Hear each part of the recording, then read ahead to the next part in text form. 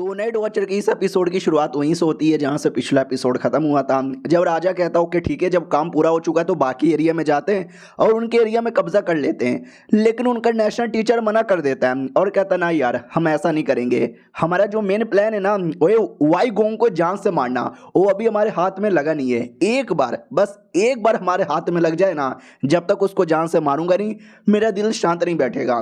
तो राजा के दिमाग में डाउट आता है कि अरे यार है ऐसा राजा, दूसरे एरिया में कब्जा करना, दूसरे एरिया को अपना बनाना ये हमारा मेन मकसद होता है। और हम लड़ाई इसलिए करते हैं किसी को जान से मारने के लिए, ऐसा जरूरी नहीं है वाईगोंग आया तो मार देंगे लेकिन नहीं आया तो नहीं मारेंगे, ये मेन टारगेट होता है। लेकिन ये वाईगोंग को मारना ही चाहता है, पता नहीं क्यों।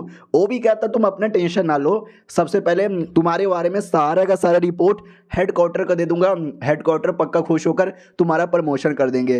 राजा भी कहता शुक्रिया, ये भी कहता एक सेकेंड ओ फक वाईगोंग के बच्चे तेरी तो, इतना बोल के टेलीपोर्ट हो जाता है। और राजा डाउट में कि है अब वाईगोंग ने ऐसा क्या कर दिया जो इसको इतना गुस्सा आ रहा है।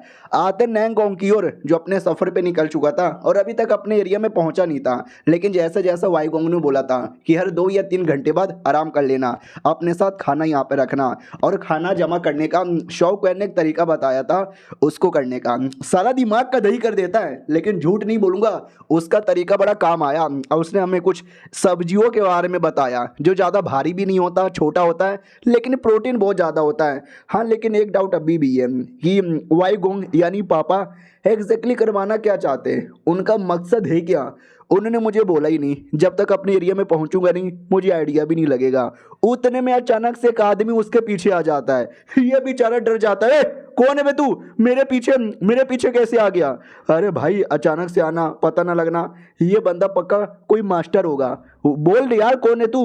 वो भी कहता वेल मैं सेठ। वो भी कहता सेठ क्या, कौन सा सेठ का है, बोल बे जल्दी बोल। वो भी कहता वेल मैं सेठ का लीडर। ये भी चौंक जाता, व्हाट तू सेठ का लीडर है। अबे जहां तक कि मुझे आइडिया है सेठ का जो लीडर था वो तो बुढ़ा है ना। अबे यार उसको तो मैंने कितने बार देखा है, वो बुढ़ा लेकिन ये इतना जवान। एक सेकेंड, ये शायद उसका क्लोन होगा। हाँ मैंने बुढ़े लोग को देखा है, सेठ का लीडर जैसे लोगों को जो बूढ़े होते हैं लेकिन उनका क्लोन बड़ा जवान होता है। हेलो लीडर जी नमस्कार।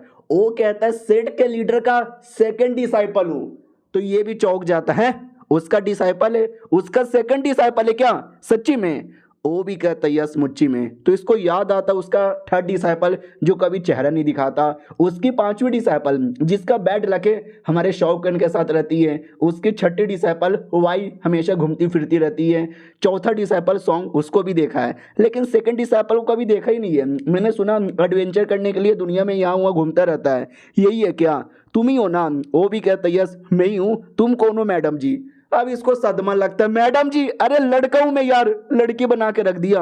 वो तभी कुछ लेता है और ऐसा पूरा मतलब फेंक देता है, जिसके चक्कर में हमारे सारे के सारे बंदे गायब हो जाते हैं। शायद उसने टेलीपोर्ट कर दिया, अब कहाँ टेलीपोर्ट किया वो बाद में पता चलेगा। अब आते हैं 2 सोल्जर्स की ओर जो अपने एरिया में बॉडीगार्ड का काम कर रहे थे और आपस में बात करते हैं और कहते हैं भाई मुझे भी बैटल में जाना है, दुश्मनों को मारना है, 1000 दुश्मनों को मारूंगा, अपना राजा खुश होकर रिवॉर्ड दे दूंगा, फिर लड़कियां मेरे पीछे पागल हो जाएगी। हाँ लेकिन साला लड़ाई करने का मौका ही नहीं मिलता।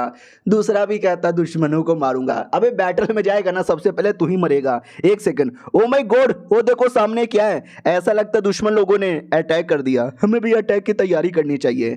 तो वो भी अटैक की तैयारी करते हैं। रही बात वो दुश्मन कौन है, तो दुश्मन हमारा वाईगोंग ही था जो आज यहाँ पे रहता और हमें इस एरिया के बारे में डिटेल में बताया जाता है। ये जो एरिया है ना, हालांकि एरिया बहुत ही ज़्यादा बड़ा है लेकिन बंदे बड़े कम रहते हैं, 25,000 के आसपास के बंदे, लेकिन वो सब के सब सोल्जर्स यहाँ पर है और एक से बढ़कर एक सोल्जर्स यहाँ पर है। और उससे भी ज़्यादा स्पेशल बात है इस एरिया में रहने वाले 3 सबसे कमाल के बंदे, जिसमें से सबसे पहला आता है विच क्लैन का ही एक बहुत ही ज़्यादा हाई ग्रेड का आदमी। हमने इस आदमी को देखा था जो भेड़ चढ़ा रहा था और इसको भी ज़्यादा लड़ाई वड़ाई में कोई इंटरेस्ट नहीं है, सच्ची में खाली भेड़ भेड़ यहाँ पे चढ़ाता है। और दूसरा एक आदमी था, बड़ा कमाल का आदमी था, लेकिन उस कमाल के आदमी को वाईगोंग ने बहुत पहले एक बैटल में मार दिया था और तब से लेकर अभी तक उसी आदमी का बेटा हमारे वाईगोंग की जान लेने के लिए पीछे पड़ा हुआ था और ये आदमी उसका ही बेटा है। और सामने से शिप आते हुए दिखाई देता है जिसके अंदर वाईगोंग था और वाईगोंग देख सकते पूरे एटीट्यूड में आ रहा है। और ये चैप्टर यहीं पर खत्म हो जाता है। वो अपने बाप का बदला लेने आया है,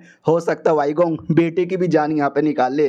देखते हैं क्या होता है, मिलते हैं किसी और वीडियो में, जब तक के लिए बाय बाय।